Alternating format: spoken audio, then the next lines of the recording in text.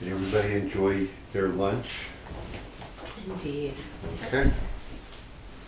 Get this out of my pocket. Small amount. You could stab yourself with that. I could stab myself with the multiple weapons in my pocket.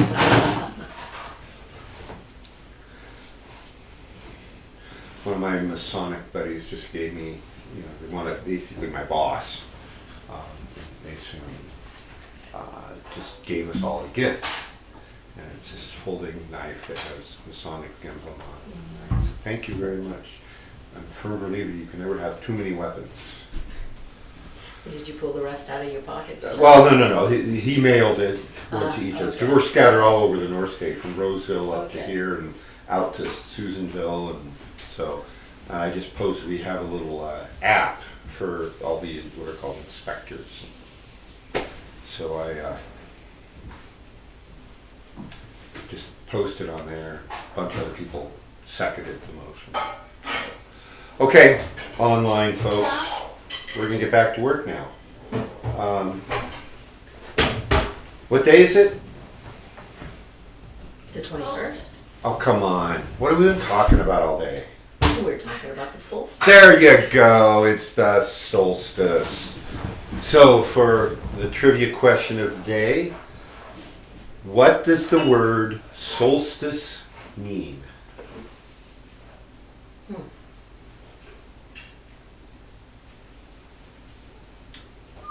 Don't look it up. No, if you don't know, you don't know. I'll tell people. Yeah, I don't know. Okay. The day of the soul. No. It comes from Latin, and it means sol sistere, which means sun stands still. So whether you're at that top point or whether you're at the bottom, it appears not to be moving for about the day before, the day of, and the day after. Because it's very subtle little change. And then it starts to move, appear to move again. Sun stands still. I'll be in 2 seconds, but I just wondered if I could share about the petroglyphs. There's These petroglyphs the Parowan Gap that we're going to be that talking we're gonna about be here in talking moments. Yeah. Are you going to be talking about the warrior? No. Go ahead, put your camera on you. Okay, so If you're going to talk, you got to be visible. So in southern Utah, there's a place called the Parowan Petroglyphs, which we'll be talking about apparently shortly here, which is kind of a strange phenomenon just simply because of the landscape. It's out in the middle of the high desert. There's this long ridge that is volcanic, and then there's like this wedge right out of the middle, a cross section of that ridge, and inside of that there's carbon laid down on the gap that was created that now the Native Americans have come and carved petroglyphs in. So just it's kind of an anomaly of how that cut got there in the first place, how the carbon got laid down in that cut. But one of the features inside of the canyon there is, from a profile, it's the perfect image of a Native American warrior. Just perfect profile with his mouth open. And I don't know how extensive he's going to talk about the gap, but the whole area, the whole valley behind it, is a giant solar calendar. Wow. And so what the natives then noticed is that on winter solstice, when you're looking from west to east through the gap at this profile of this Native American face, is the sun on winter solstice will have been coming and setting in the mouth. Wow. And then at winter solstice, he spits it back out and it starts going the other direction again. Wow. So it's clearly, to me, it looks like a natural feature that happens to look like a Native American warrior. But the natives then attributed this whole legend to the sun stands still. And if you can imagine if they didn't understand that it's going away, it's, a scary thing, but then, the warrior spits it back and it comes back to start the new year again. Okay, so I guess we're going to go there now rather than later Because you're there. we're there. So the warrior is one of the cool little trivia things about the Parowan Gap. So it's called Parowan Gap, and it's out there in the middle of what would have been at many times of the year at one point a shallow lake.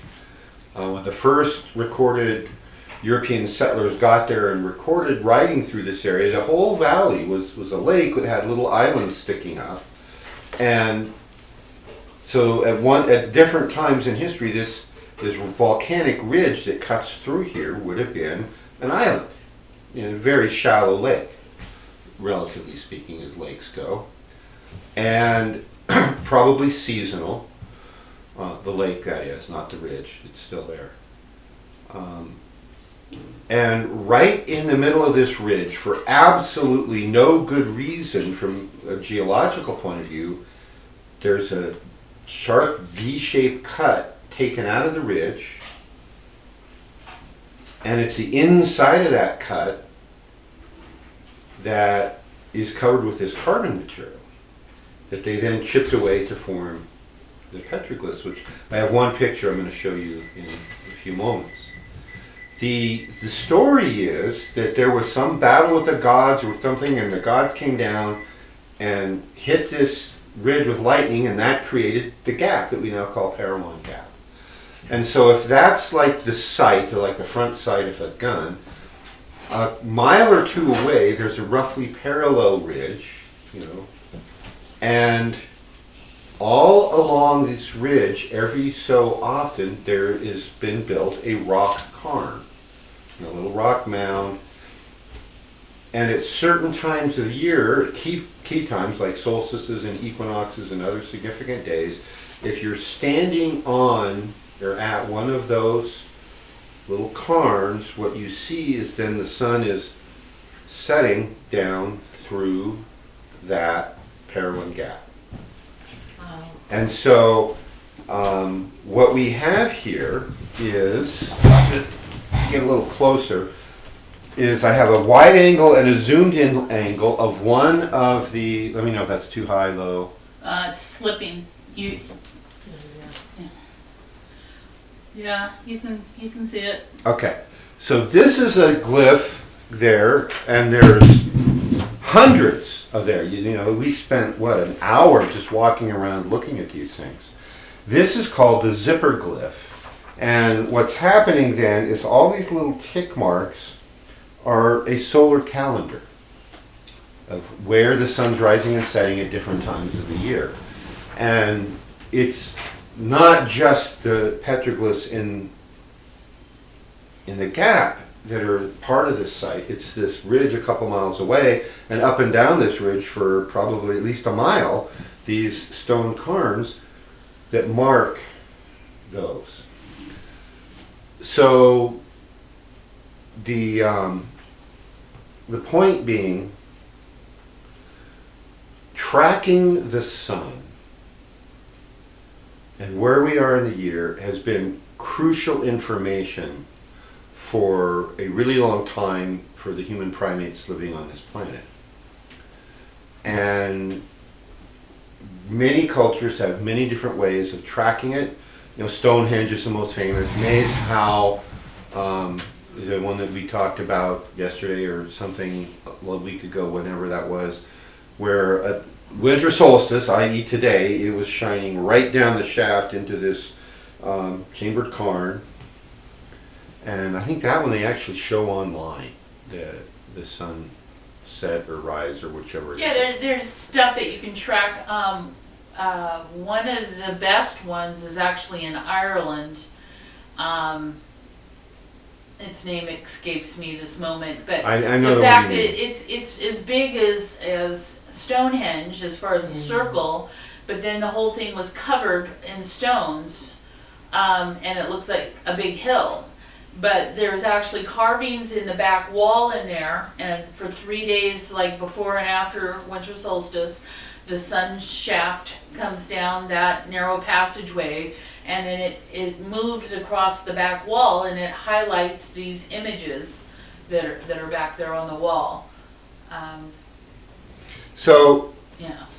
what I've suggested a couple of ways today that you can start to do a little bit of this yourself. We have a very simple, small medicine wheel / labyrinth here on the property, and we have a pole in the center, and then we've gone around the edge and of one of the rings, and we've marked the sunrise and sunset on solstice equinoxes since we've been here, whenever the weather's permitting. Sometimes it was clear, but there was 2 feet of snow out there, so we placed a little rock to line it up and hope that it melts straight down. But we've done it enough times, and we did it again this morning. It was clear. Last night it was pouring rain when we were online broadcasting, and when we went outside for the our little bonfire, it had stopped raining, and we just put it out there. Okay, we're gonna have clear weather this morning. It was almost clear this morning. It's much more cloudy and hazy right now here at our location. But we got to see the sunrise and clock it, and so that was done. We recorded the time. So the act of living in harmony with the natural rhythms is important. Whether you're going to be planting crops, whether you're going to be slaughtering half your herd because the area you live in, you can't grow enough food to make hay for the winter for the whole thing, so you put all this out there, and then you butcher, and you smoke the meat, and that's what you live on for your meat for the next year until hunting season comes again, and the snows go away, and you can get out and hunt. Now, certain, of course, tropical regions near the equator, they don't really have. They have a rainy season and a non-rainy season, and that's about it. But they don't have this same urgency. So that's why you see all these, most anyway, of the ancient monuments about tracking the sun are located at the extremes. You have to get up into the temperate latitudes where you have this phenomenon called winter, which came early here this year. And then you start to care. So I'm encouraging you to start connecting with those rhythms. So anybody online back with us? Little Eagle and Maria are, Okay. and then actually Mohadib is online as well. Wadid. For a moment. What's that? I was on for a moment. She's a shapeshifter. Okay. You're entitled to do that, but why, I don't know. There's a time delay getting it over there. It's probably like 5 seconds, 4 seconds, something A like that. little Time. longer than that. I was watching it. It was longer? Probably about 10 seconds. 10-second delay? Okay. Question. I just had a couple comments about what you've been saying to help put it into context. That I lived in southern Utah 15 years ago, and I created my first stone circle then, where it was simply, you have something to mark and create a shadow. And at equinox, it should be, directly in the center, and at, winter solstice, it's going to cast a shadow towards it depends on the time of day, one direction or the other, and at summer solstice it's going to be the other. So really all you need to do a solar calendar is a pole and 3 equal marks, and then you'll be able to see where the winter solstice, the equinox, and the summer solstice are. Then of course we haven't talked about the cross-quarter holidays, but that's something that the Celts came up with, it halfway between equinox and halfway between solstice is what they call the cross-quarter holidays. That would be Samhain and Lunasa and Imbolc and Beltane, which were the best days to plant and harvest. It was the times to know when the animals were going to go into milk and those type of things. So I'd already been researching this stuff for 15 years, right? or 15 years ago, I was into this. And when I met Coyote, he was talking about these sun salutations that we've been learning, right? And he was talking about how important, just like Golden Eagle is today, about knowing what the natural cycles are and how to clock them and how to be aware of them. And so he introduced the sun salutations, and he said, now you need to be doing this. And I raised my hand and I said, well, what if I've already been doing this? And he says, do it every day for 7 years and then come talk to me. Wow. So it's been more than 7 years, and I can say I haven't done it every day, but we have been actively involved in these kind of transitions. And the circle that we have here in Mount Shasta, over 10 years, we've been able to see that the magnetic north has changed. Well, Not that. the rotational axis has changed. Okay. So, and that's a lot to notice just in 10 years. So there's a lot that you can clock with very simple, seemingly primitive means to help you better understand, what some of these greater cycles are that we're being exposed to. So anyway, the natural cycles, natural rhythms are going to make your job easier to master the tonal.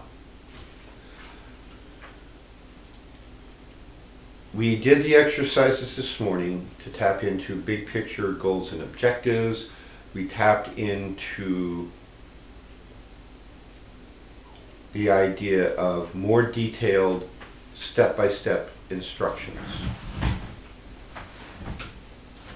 Now I want to have you tap into the question of timing.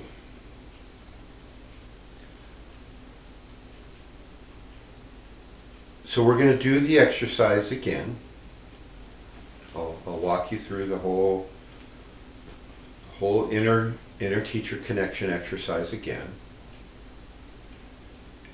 And before we do that, you need to pick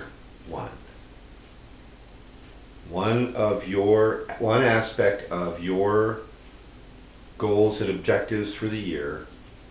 And your question is, when should I do this next step? Okay? Everybody got it? Yeah. All right. So take a moment or two, look at your notes. We're not going to bother going offline this time. No, we're not going to. We're going to do it right here, right now.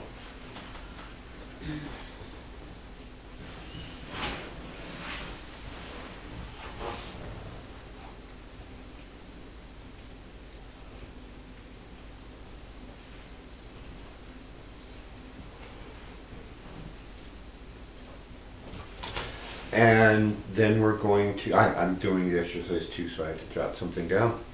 And then we'll spend a few minutes, we'll do that. So does everybody who's here in the room have your subject in mind? You're asking when? Yes. Okay. Online, keep up. Okay. Get in the right position. Deep breath in. Relax into the posture. Right hand, two-fingered mudra on your heart. Left hand, two-fingered mudra to the right elbow. And as we do this and say peace, you're going to move your left hand to the heart. Deep breath in.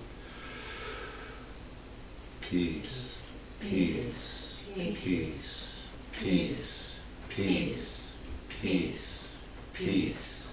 Peace. Peace. Peace. I am. I am. I am. I am. I am. I am. I am. Yeah. Right hand to the left elbow. Love. Love. Love. Love. Love.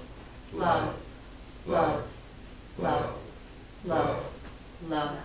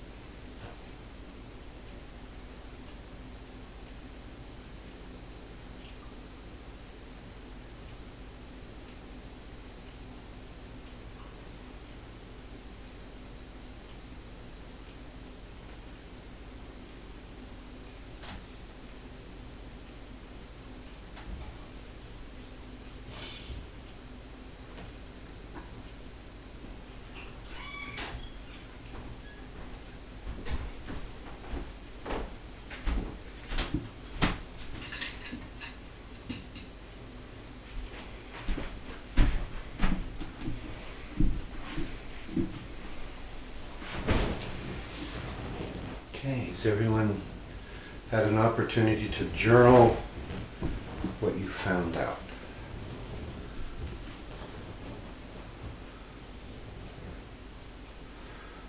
Find out anything interesting? Kinda. Okay. What about you? What do you? Yeah, it was a little surprising. Okay.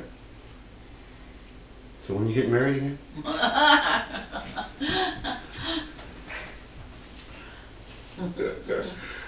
Yeah, I got some information that was interesting about when I'm supposed to do a particular thing, and I also cheated and asked where, and I got an answer to when, but I didn't get an answer to where, so that was interesting.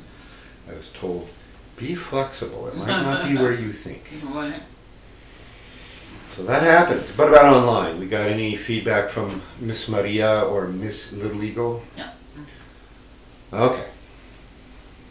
Maria has been challenged today. They're working on stuff outside of her cabin, Yeah. and she might have to go back and do the exercises later. So be Okay. sure and do that, Maria. Yeah, do those and then send me an email with the results. I'm curious.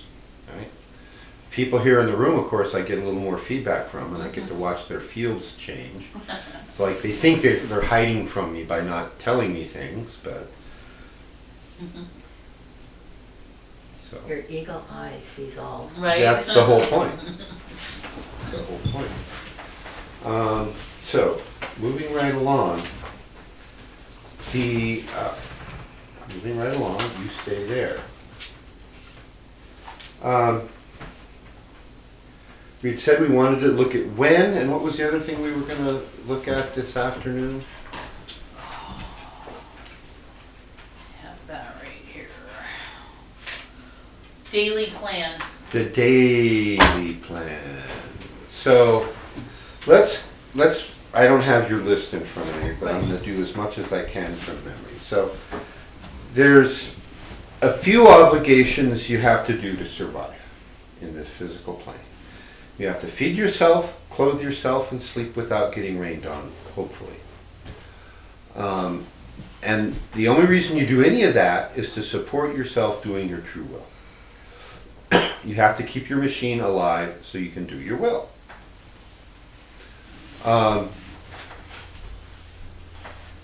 Unfortunately, what that means, the downside is that to feed yourself and clothe yourself in this, and the sleep with no rain thing to a great extent, in this culture that humans have devolved into,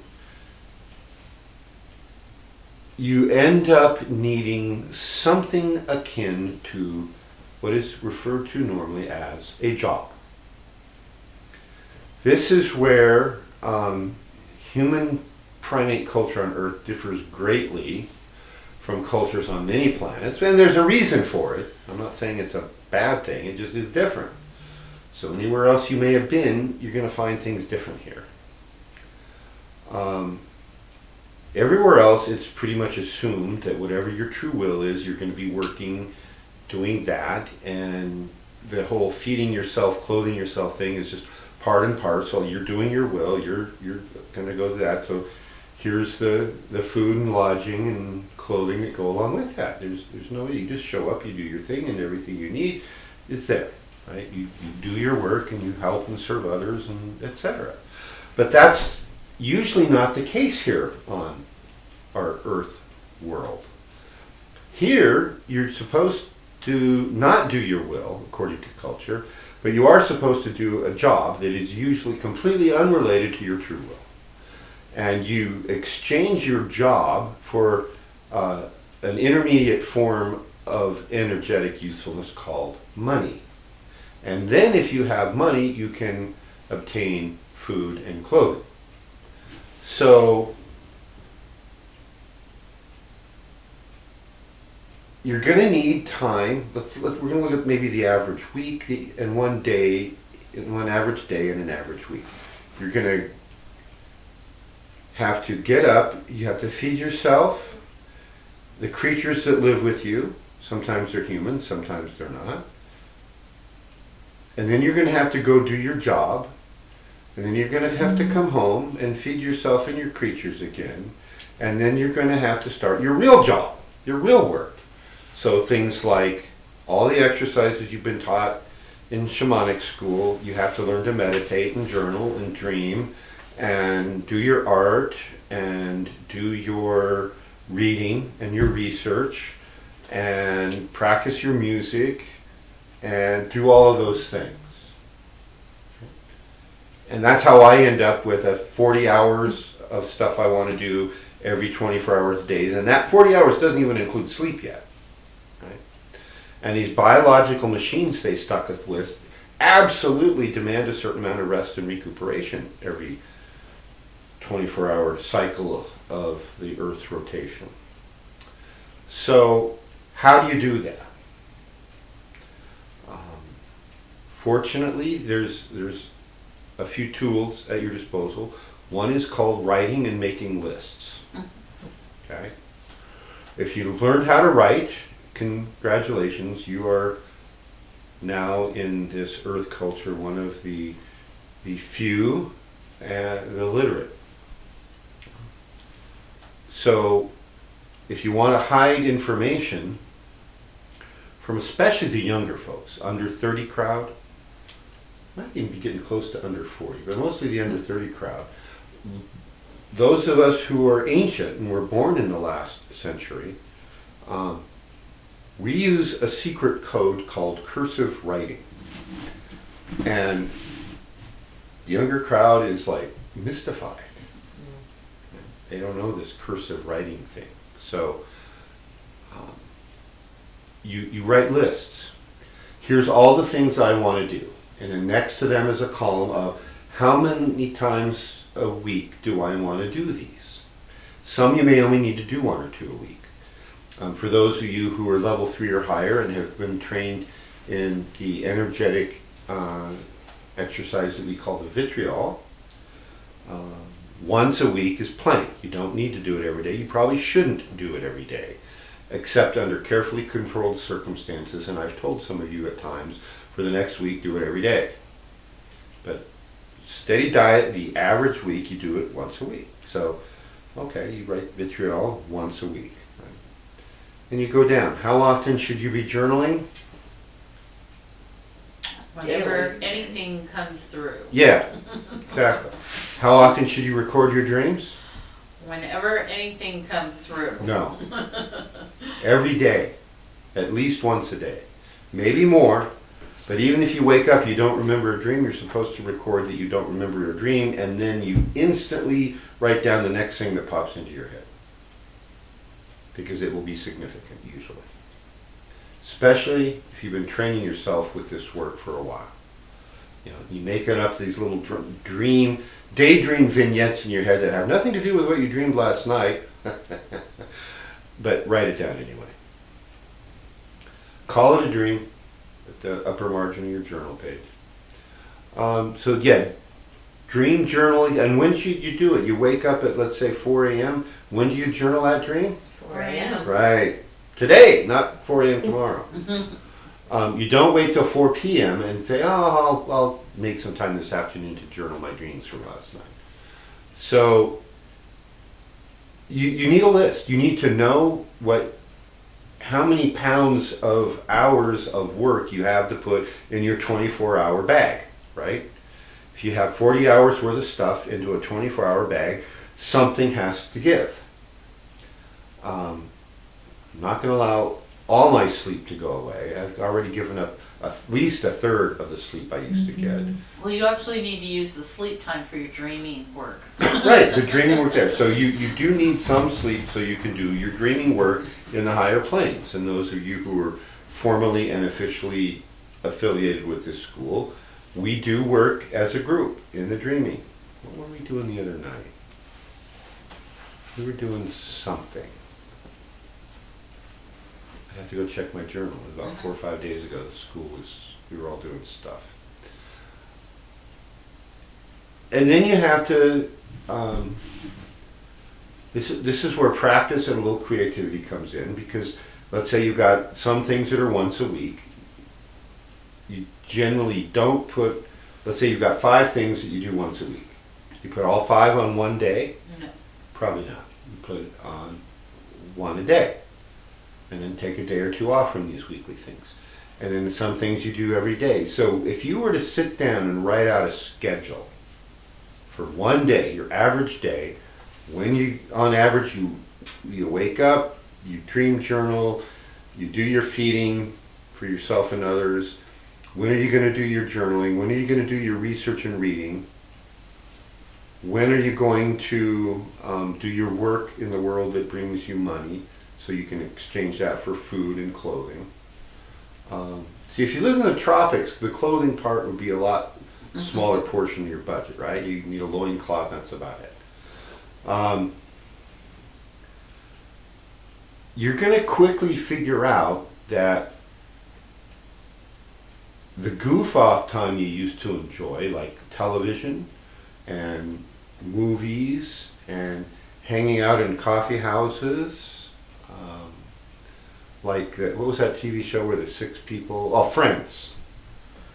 They spent all their time in a coffee house. I don't know when they actually worked to make the money to spend on, when they're, every time they turn around, they're ordering another $8 latte or mocha. It goes quick in those places. So yeah, you have to be a little bit organized. And you learn to set priorities. It's like, okay, I took time from other things to do this art project, and now I've reached a certain plateau. Now I have to go back and resume work on other priorities, and I balance it. I'll come back to this series of paintings on the allegory of the cave. I don't know, probably not until sometime in mid-January, I'm guessing, maybe.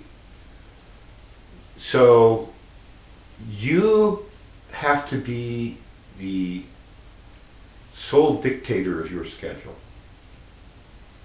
And we make choices. If you want to tune in and take the most advantage of the teachings that I'm offering, then yeah, you need to be either here or online at 7 p.m. on most Mondays. This is a good time to remind everyone there won't be a discussion this coming Monday. We're 2 days from Christmas and we're taking a break. We plan to resume the following Monday. So this will be some good introspection time for you to do this kind of planning. Plan your average day and then plan your average week. You should be able to sit down within the space of an hour or 2, plan your average week. Once you've got that done, you print it on a big piece of paper or draw it with magic markers or whatever, and you put it up where you can see it, and then you look at it and you follow that. You make a pact with yourself. You make it a will statement. That for the next week you're going to follow this. And then keep track. You got the big poster that says, here's what my plan is. Then you keep records every day of what you successfully did when you were supposed to, what you didn't, and what was the purpose of the deviation. Oh, well, the comet came in and wiped out some dinosaurs, so I went down to hell. It's that dinosaur meat, it's expensive if you just have to go buy it. So whatever the reason is, write it down. And there's no wrong answers. There's just what happened. And it isn't until you've kept those kind of records over an extended period of time, or maybe like 1 day a week you keep that. After the first week of experiment, then you might take 1 day a week. I'm going to, so then in February I'm going to keep records every Tuesday, and then in March every Thursday, or whatever it turns out to be. And you can't do everything you want to do every day simply because of the limitations of time. But it has to become a priority. The discipline has to come from within you. If you're having difficulties with all this, we can talk. I mean, I used to schedule space shuttle launches with having to coordinate literally several hundred engineers on several continents, all at the same time. They had to be in the same time, the same place, ready to go to get that satellite data as soon as the satellite site is deployed from the launch vehicle. So I scheduled all that. So I can schedule the heck out of complicated things. Scheduling the heck out of easy things, that's beyond me. I rely on my right brain over here for that. So, but I've gotten better. Sometimes I've actually been able to feed myself when she's not around. Is that only when she leaves things for you? No, I can actually even go out and hunt food Oh, nice. and put it on the table. Shish kebab wildebeest. Yeah. I had some professional training in those. They have the day timers and they have the Franklin planners and stuff. And, you know, it's just a glorified paper note system, you know. But one of the things that's really important that they talk about is, okay, so you have this ideal list of what you want to accomplish, and then life happens. Things get in the way of that. And it's important to then, at the end of the day, it's not a judgment, it's not like bad person, you didn't follow your list, you know, because a lot of times the things that blow your list out are out of your control. But the point is the stuff still needs to get done. It's things that you've either committed to or you've said you want to do.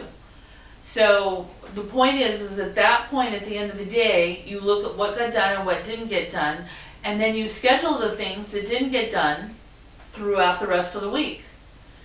But all too often we have a list, only half of it gets done, we lose our list, we don't ever go back to the list, and so things start to fall off that aren't on the top of our head that we don't remember. So just, you know, try to remember that this isn't about, you know, punishing yourself for not following an unrealistic list. It's more about coming up with a realistic personal practice. So over time, you're going to look and say, well, okay, meditating at 11:30 at night is not working because I keep passing out, you know. You know, there's things that I'm just not, like writing later in the evening aren't good for me because I can't focus well enough. So I need to plan my writing time earlier in the day, you know. You know, I would love to get up and stretch and exercise and all that first thing in the morning, but realistically, I probably need to do it more later in the evening when I can't think or do anything else. I can still stretch my body. So the worksheet that I had come up with, and anybody who wants one, ping me and I can send you a copy of it, was on one side it's suggestions about your personal practice. So let's say you're supposed to try to get in 4 different types of personal practice. A meditation, something for your body where you're either stretching or exercising or doing something positive there, actually doing something proactively for your work. Let's say you want to learn about astrology or something, so okay, you're going to read or you're going to engage in some way. And I think reading was probably the other one, is to bring in new knowledge. So out of those 4 things, you know, how can you try to get those in each week, and how do they look different from what everybody else is doing? I might only be able to work out by going to the pool twice a week or more and working out. You might be okay just walking around the block or whatever it is. But as long as it kind of fulfills one of those basic needs for your personal practice. So there's suggestions on one side, and the other side is a daily schedule reminding you to eat good foods and protein in the morning. You know, I'm sorry, but a Danish and a cup of coffee is not food. And you're going to crash and burn before noon if you don't get some protein in there. So this kind of includes some of the things that we talked about early last year with the Fat Flesh Plan and different things about, you know, they're just little reminders. So if you make a copy of this and use it every day for 2 or 3 weeks, pretty soon you're going to have the data that you need to create your own personal practice. Exactly. What she said. So eloquently. So in my book, Heal Your Life, Heal the World, I talk a lot of different aspects of health, right? There's mental, emotional health, spiritual health, health of populations, physical health, and I put a lot of emphasis into answering that question of why. Why go to all this trouble to be healthy in a world where everybody else isn't? And the answer, of course, is because of your spiritual purpose for being here. You're supposed to be doing something. You have your mission. It's so secret we can't even tell you what it is, right? You have to figure it out. That used to annoy the heck out of me, right? Just tell me what I'm supposed to do and I'll do it. Right. This is my But handbook. Right. partly, it's not what somebody else wants you to do. You spend time in the spirit realms looking at the big picture, and something resonated with you and said, oh man, somebody needs to fix that. And all of a sudden you realize everybody else in the room is looking at you. You volunteered. Okay, I'll go down and I'll fix that one. But the next time, I have a few conditions that I've learned this time. And we don't have to go into that right now. But yeah, so you came here with a plan that you agreed to, that you probably were the largest author of. So it's not always, what is somebody else Who tell me what pushed to me? do? Yeah. You are the somebody else who's going to tell you what to do, right? So that needs to be your big driver.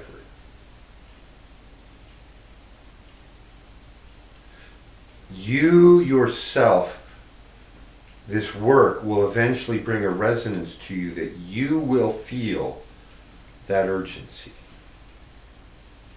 If you haven't felt it yet, just keep faking it. It's one of those fake it till you make it things. And then it's not going to be a question of somebody telling you to do it, convincing you to do it, threatening you to do it, forcing you to do it.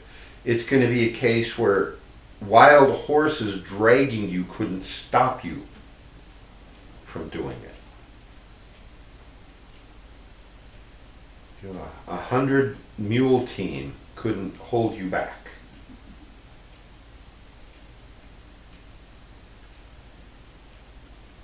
When you get there, then we've got something, and then we can start to work. And as a school, my goal is to get enough critical mass of people who feel that urgency. Say, yeah, let's go do it.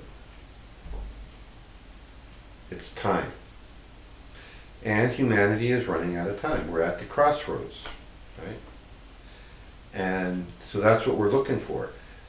You have to master your own tonal first, then we, as a group, start to master the tonal of humanity. So anybody remember the books a couple weeks ago I said would be good reading for this mastering the tonal thing? I think one of them was The Biological Machine, one of the 2 books I recommend on that. And what was the other one? Coyote's book? No, was it the other EJ book? No. So yeah, there's the 4 that I have, but specifically for this work, I talked about The Holographic Universe by Talbot. The reason being, if we want to change the holograph, we need to have an understanding of holograms to the point that our consciousness isn't confused. Oh, hologram, that's that little semi 3D thing on my computer, on my credit card. Okay, I know what a hologram is. No, that's not what a hologram is. Well, that's a cheap hologram. But hologram is a 3-dimensional reality generated by laser light, and in this case, part of the laser light is coming from our own central nervous system. Many of those brain cells that the scientists can't figure out what good they are, Oh, we don't use any of our brain because we're just a stupid human. That's what they're purveying these days, is a theory that we aren't capable of greatness. Those brain cells generate coherent light. which is a fancy term for laser light. And that's interacting with the energy and it's coming through the assemblage point and our assemblage point to create this elegant universe that we see.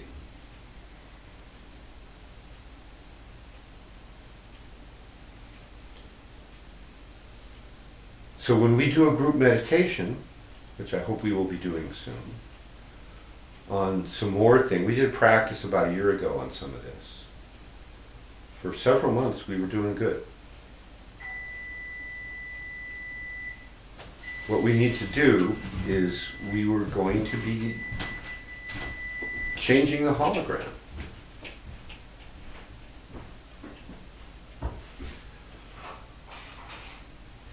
That's obviously a more advanced skill.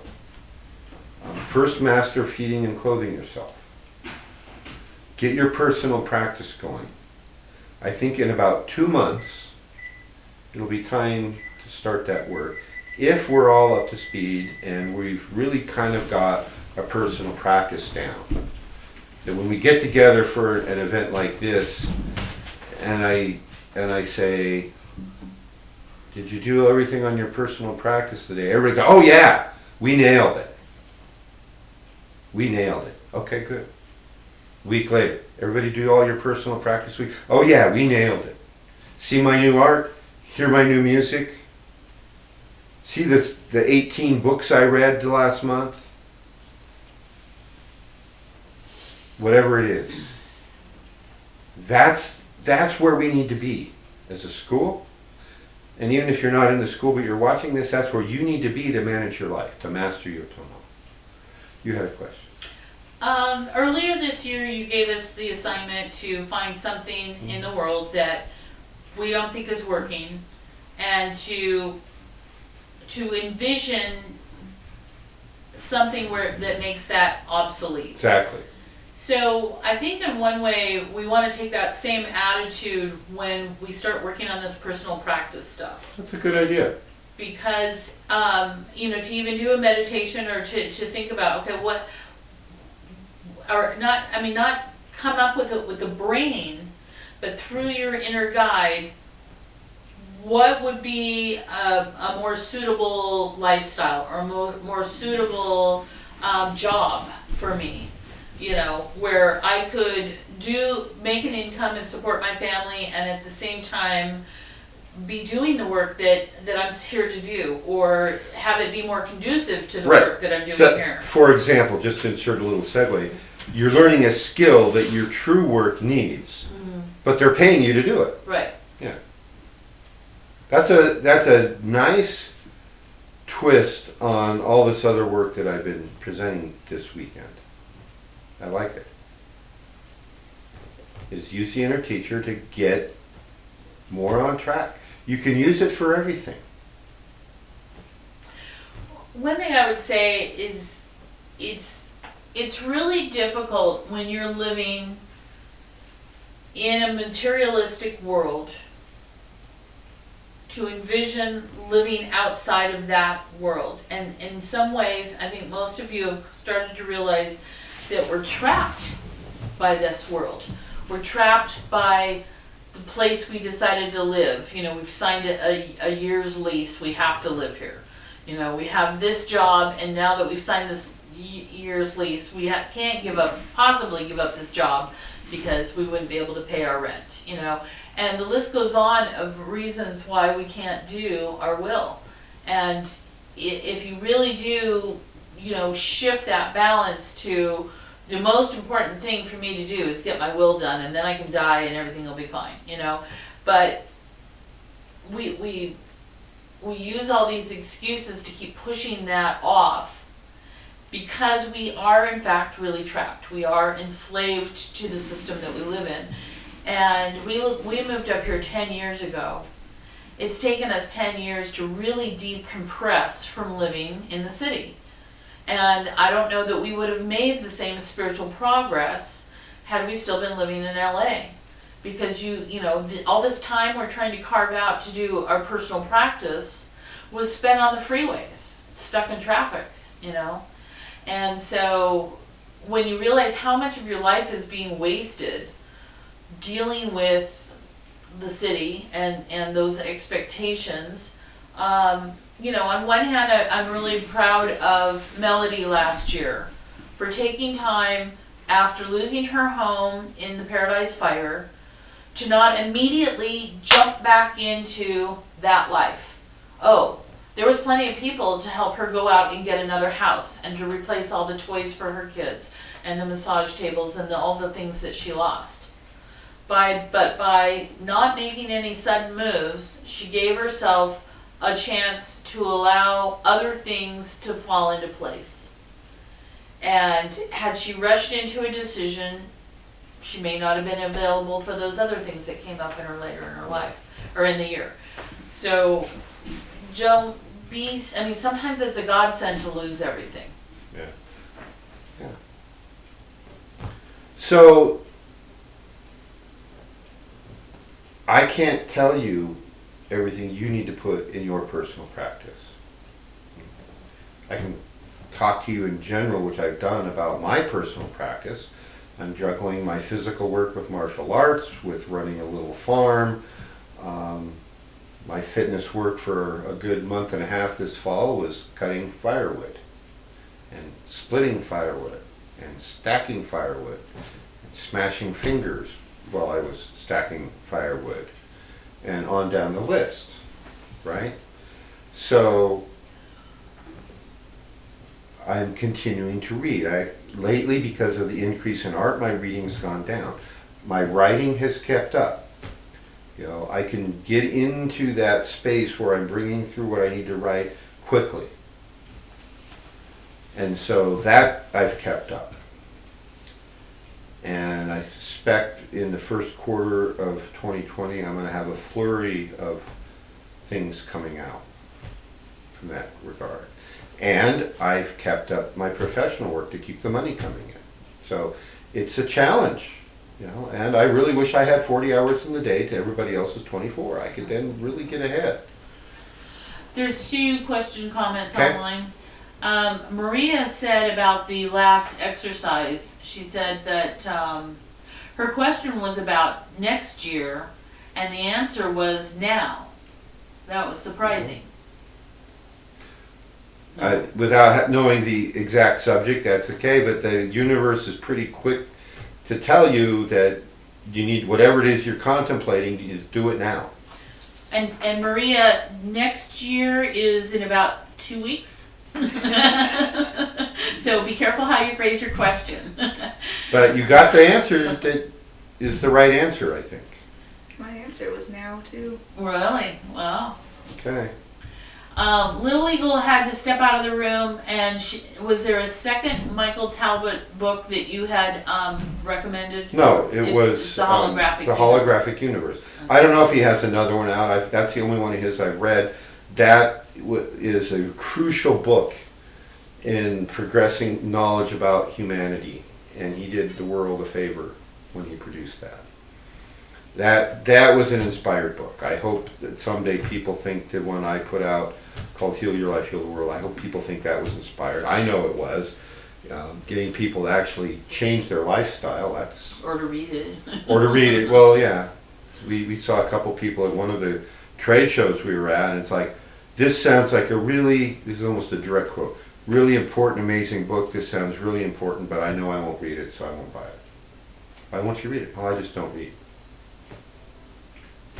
It's like no different than the person who cannot read. If you've turned off the data input, then you've decided that here's where I'm staying, and I will never learn anything more.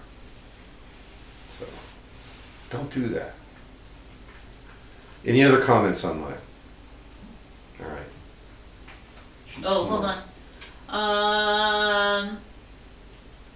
The last exercise, this is a Little Eagle. I had a vision of a bald eagle in speed flight fly into me at the end of the answers. Okay. Journal it.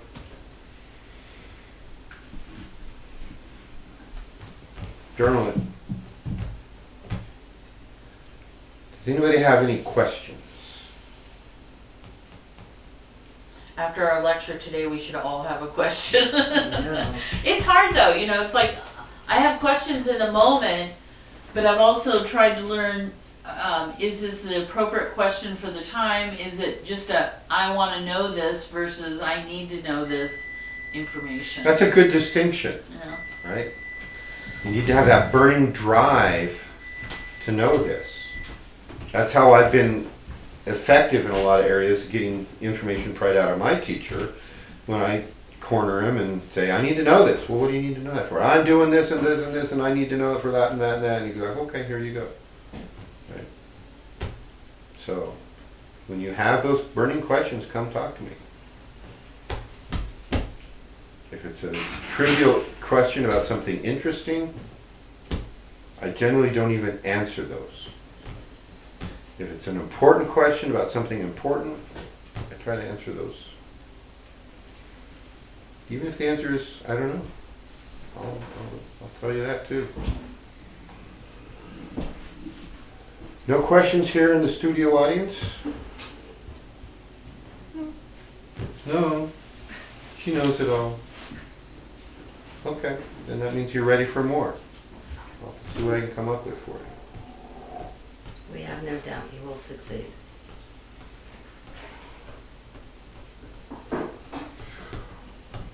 Okay, Oria, loose. We are ready to go offline.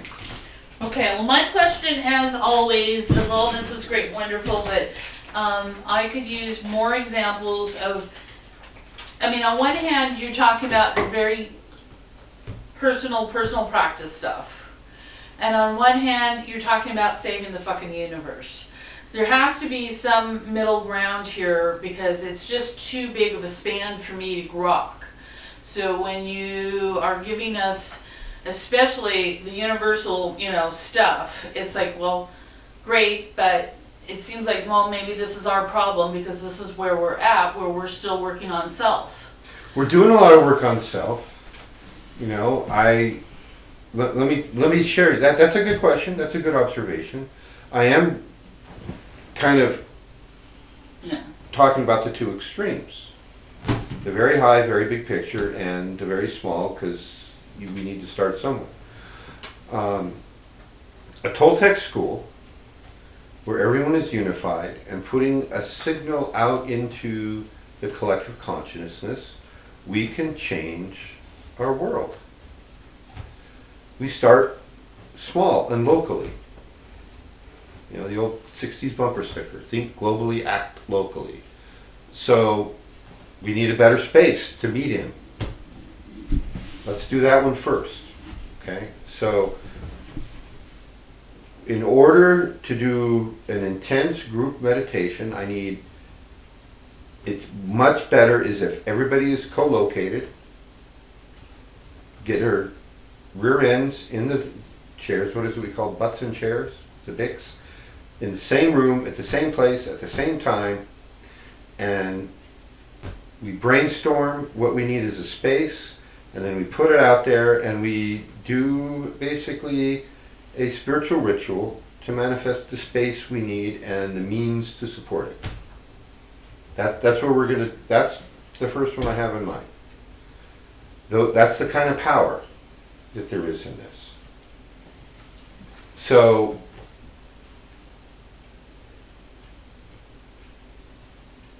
to a certain extent,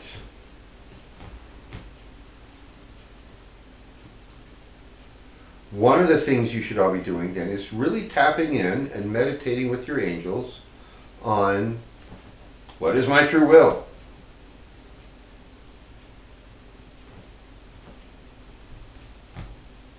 A lot of the gap you're asking about isn't for me to tell you. It's for you to tell you. And you to tell yourself, and you to tell yourself, and you there online to tell yourself.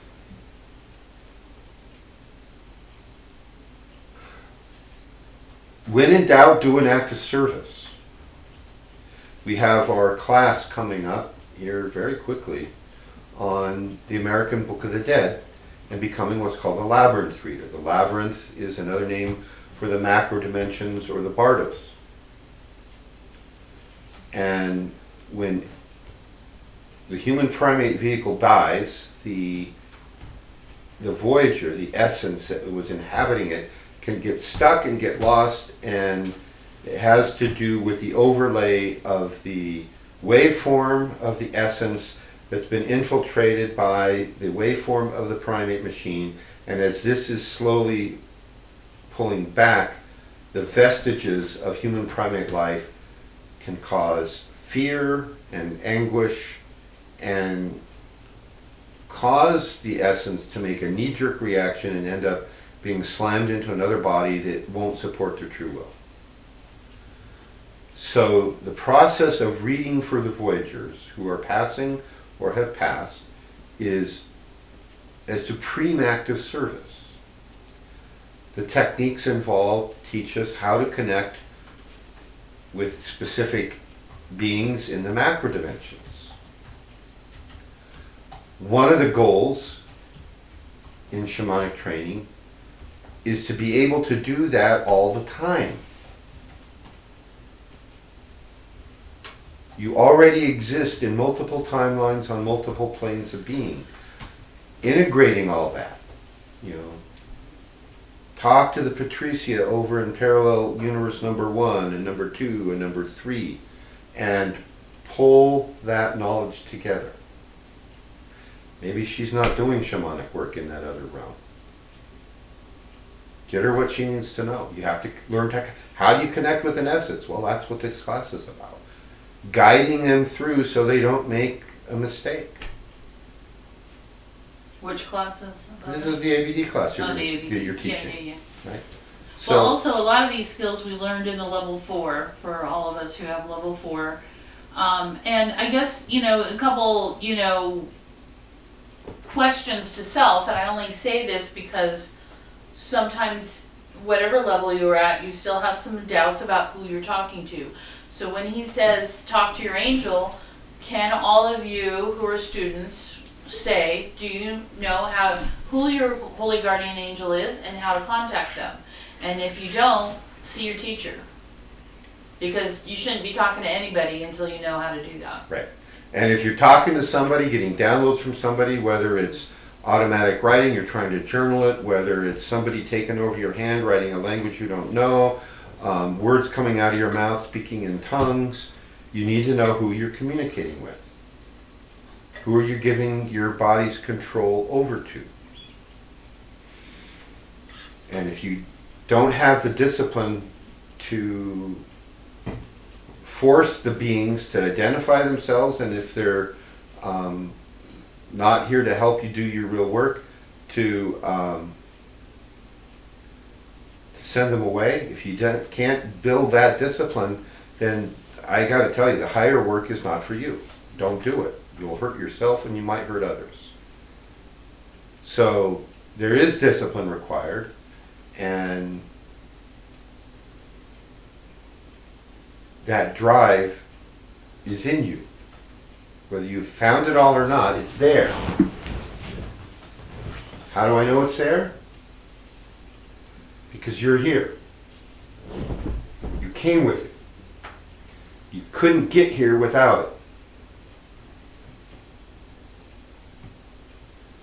So it's time to kick everything up a notch, and we're starting with you. So this weekend has been a focus on your little world, your personal practice, and how to start using what's around us.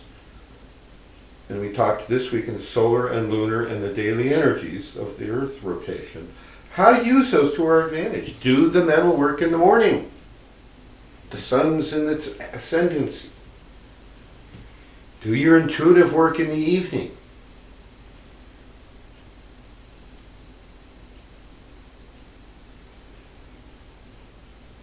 There's a whole world out there. There's a whole universe out there. And we're trying to finish making it.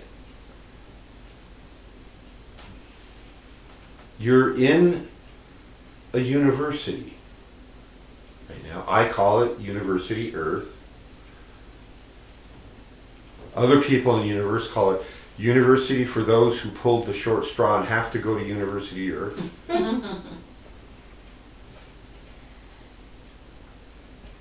And the purpose of University Earth is to teach you to become a god. To have every imaginable power and then some that you can attribute to the ultimate God in the universe. The intent is to create beings, have all that power and knowledge here in the physical plane. That's what University Earth is about. That's what the course of study is. And everybody's majoring in the same thing. Some are just a little further along the track than others.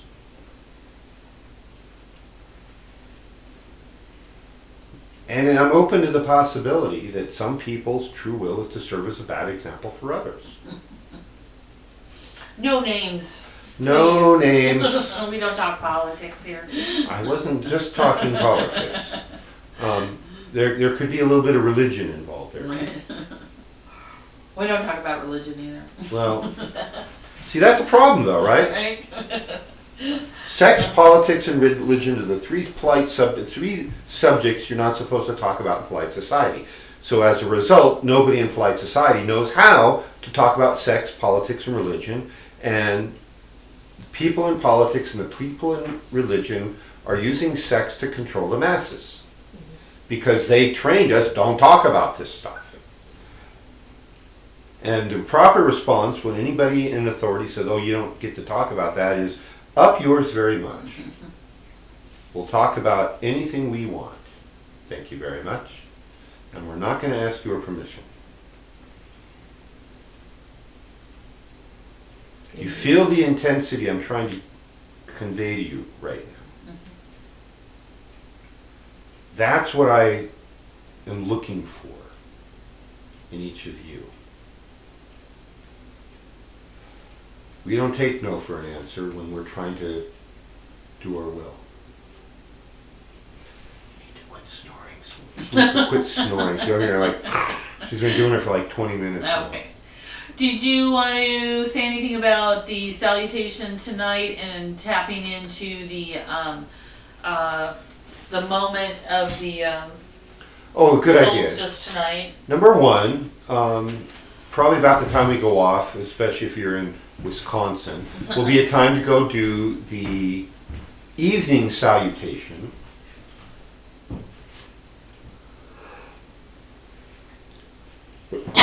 Bless you. Gesundheit, thank you. And for those of you in Wisconsin, you have the instructions. And for those of you, wherever Little Eagle is, I don't even know what planet she's on this weekend. She You've may got not the know instructions. either. Yeah, we don't know. Well, I know what one we're on. But which plane of the planet? See if you figure that one out. I think it's the Arlen plane. No, The Golden Eagle. There plane. you go. Okay.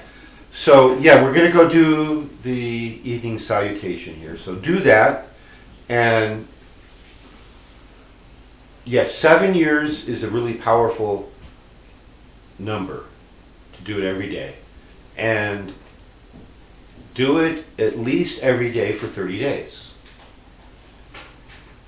And then it'll be a habit. And you'll have a chance to do it 7 years. It's a great exercise in attention. So, 8:19 p.m. Pacific time, that would be 10:19 p.m. Wisconsin time, is the exact moment of winter solstice, which is the exact closest point of the Earth to the sun. Go outside, it's easier outside, a little before that. Activate your Akadua and sense.